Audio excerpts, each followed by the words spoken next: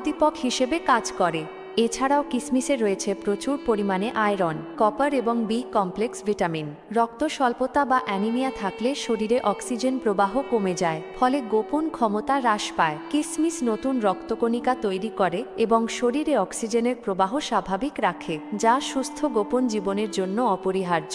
এখন জানা যাক কিশমিশ খাওয়ার সঠিক নিয়ম কি। কিশমিশ আপনি এমনিতেও চিবিয়ে খেতে পারেন, তবে এর পূর্ণ উপকারিতা পেতে হলে কিশমিশ ভেজানো পানি খাওয়া সবচেয়ে ভালো। প্রতিদিন রাতে 1 মুঠো বা 10 থেকে 12টি ভালো মানের কিশমিশ 1 গ্লাস পানিতে ভিজিয়ে রাখুন। পরদিন সকালে খালি পেটে সেই পানি পান করুন এবং ফুলে ওঠা কিশমিশগুলো চিবিয়ে খেয়ে নিন। এছাড়াও রাতে ঘুমানোর আগে 1 গ্লাস গরম দুধের সাথে কিশমিশ ফুটিয়ে খেলে তা গোপন শক্তি বৃদ্ধিতে জাদুর মতো কাজ করে। বিশেষ করে শীতকালে এই মিশ্রণটি শরীর গরম রাখে এবং উত্তেজনা বৃদ্ধি করে। তবে মনে রাখবেন, ডায়াবেটিস রোগীদের কিশমিশ খাওয়ার ক্ষেত্রে কিছুটা